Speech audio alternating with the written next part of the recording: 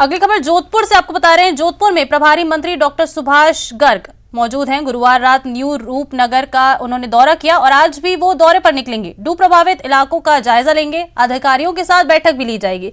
अतिवृष्टि प्रभावित क्षेत्र का जायजा लिया जाएगा।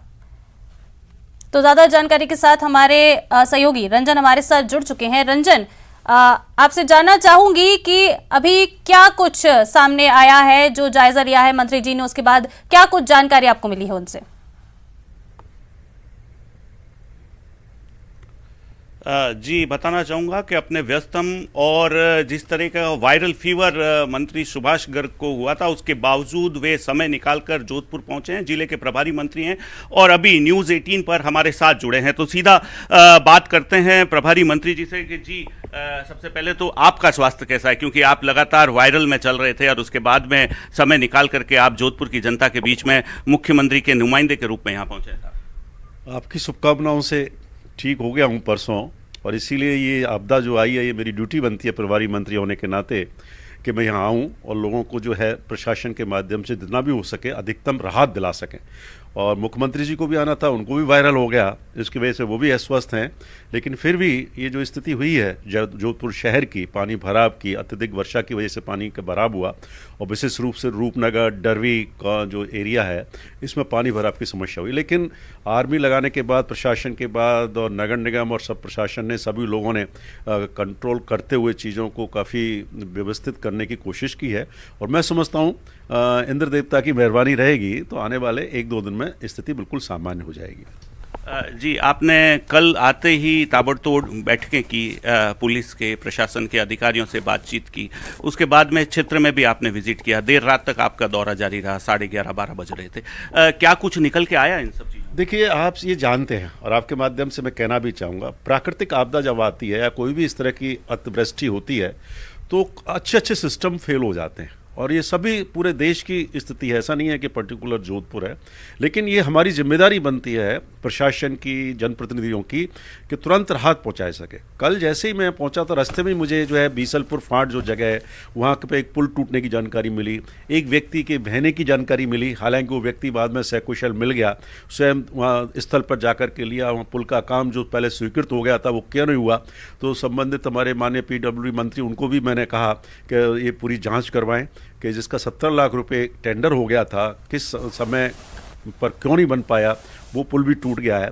तो पहले तो उसका जायजा लिया, वहाँ जाकर के स्थानीय विधायक के साथ, प्रशासनिक अधिकारियों के साथ पूरा लिया और निर्देश दिए, पुलिस की सुरक्षा व्यवस्था करवाई, बैरिकेटिंग करवा दी, जिससे कि कोई हादसा ना हो। इसके बाद जैसे ही जोधपुर में करीब 7:15 बजे पहुँचा तो पहले अधिकारियों को बुला रखा था, पूरी स्थिति का जायजा लिया, कहाँ क्या क्या प्रॉब्लम है, क्या उन्होंने इंतजाम किए हैं, चाहे वो राहत सामग्री के हों, चाहे प्लस पानी को निकासी की व्यवस्था हो। तो नगर निगम के माध्यम से जो है 5 वहाँ पंप लगा दिए गए हैं, जो लगातार पानी, कल मैं जब शाम को करीब 9-9:30 बजे फिर उसका दौरा किया मैंने रूपनगर का, पानी में जाकर के गए हम सभी लोग, स्थानीय विधायक भी और मेयर भी मेरे साथ मौजूद थी, कुंती देवड़ा जी और ये सब लोग। तो वहाँ के स्थानीय बाशिंदों से मिले, उनकी प्रॉब्लम को जाना, और वहाँ पानी काफ़ी उतर चुका। मैं सोचता हूँ कल तक सारी स्थिति सामान्य हो जाएगी, और मैं उम्मीद करता हूँ और ये भी निर्देश देते हैं जब तक पानी पूरी तरह से वहाँ खाली ना हो जाए। लेकिन साथ ही साथ मैं बताना चाहूँगा, ये प्रॉब्लम ये नई नहीं है। निश्चित मुझे भी जानकारी मिली 2016 में भी ये प्रॉब्लम हुई थी रूपनगर में, और समय रहते हुए सही कदम नहीं उठाए। अभी 22 हो गए, निश्चित रूप से कहीं ना कहीं कमी रही है, लेकिन हमारा प्रयास रहेगा कि इसका स्थायी समाधान निकालें। और आज खुद मीटिंग मैंने अभी दौरे करूंगा शहर के, 2.5-3 घंटे दौरा करके जो स्थल है उनका भौतिक रूप से निरीक्षण करेंगे। स्थानीय वासियों की, स्थानीय बाशिंदे जो थे वो, उनमें काफ़ी रोष था, प्रशासन को लेकर के भी रोष था। लोग कह रहे हैं कि लोग आ जरूर रहे हैं, स्थानीय प्रशासन, चाहे निगम प्रशासन की बात करें या स्थानीय जनप्रतिनिधि की बात करें, वे आते हैं लेकिन नतीजा ढाक के 3 पाती नजर आता है। कल मैं गया हूं तो मेरे स्थानीय प्रशासन का, जो स्थानीय लोगों का, बाशिंदों का सहयोग और उनका जो फीडबैक था, केवल एक ही था कि इसका स्थायी समाधान होना चाहिए। 16 में भी हुआ और 22 हो गया, अभी तक कुछ नहीं हो पाया। बाकी प्रशासन के द्वारा लिए गए इनिशिएट की तो कई लोगों ने, जो व्यक्ति से मेरे से तारीफ की कि सब समय रहते प्रशासन ने कदम उठा, और इस बात की भी तारीफ की कि आर्मी बुला ली गई, आर्मी के आने के बाद चीज़ें वहाँ काफ़ी कंट्रोल कर ली गई।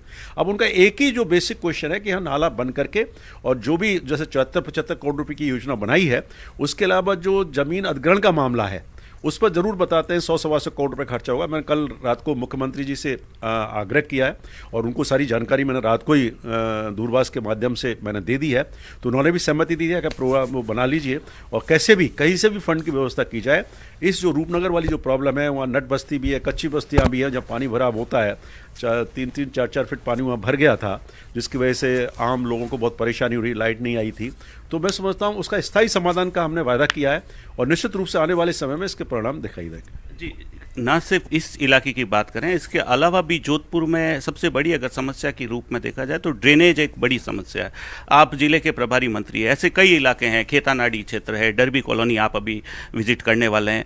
उसके अलावा शहर के अंदरूनी हिस्से भी हैं जहां हालांकि पहले भी कई प्रोजेक्ट आए हैं लेकिन वे कारगर नहीं हो पाते, तो उसके ठोस और स्थायी समाधान के लिए किस तरीके से दिशा निर्देश? देखिए, डरबी कॉलोनी और ये जो भैरव का नाला, ये 2-3 जगह आई हैं, इसका एक प्रोजेक्ट जो है 7.5-8 करोड़ रुपए का बनाया और जोधपुर डेवलपमेंट अथॉरिटी में पैसा ना होने की वजह से मुझे बताया गया, लेकिन कल मैंने जीडीसी को भी बुला करके उसको निर्देश दिए हैं। Plus principal secretary finance Akhil Arora जी से मैंने बात की है, सीएमओ में बात करके उसकी हम स्वीकृति, मैं समझता हूँ 1-2 दिन में उसकी स्वीकृति जारी हो जाएगी। तो एक तो वो नाले का काम हम शुरू करवाएंगे जिससे कि स्थायी समाधान हो सके, और इधर का जो एरिया है इसमें भी हम नाले का जो अब चल रहा है, ड्रेनेज का भी स्वीकृति हो चुकी है, सीवरेज के तहत जो ड्रेनेज का प्रोजेक्ट है उसका भी काम जल्दी हो जाएगा। हाँ, निश्चित रूप से बिल्कुल मैं स्वीकार करता हूं इस चीज़ को, लेकिन मैं ये कहना भी चाहूँगा, ये जो एरिया मतलब जहाँ सबसे ज़्यादा प्रॉब्लम हुई, तो वो मैं नगर निगम की जो हमारी मेयर हैं विनीता सेठ जी, उनसे भी मैं कहना चाहूँगा और भी लोगों से कहना चाहूँगा कि इन चीज़ों को राजनीति नहीं करनी चाहिए। हमारा चलिए, शुक्रिया रंजन आपका हमें इस तमाम जानकारी से अवगत कराने के लिए।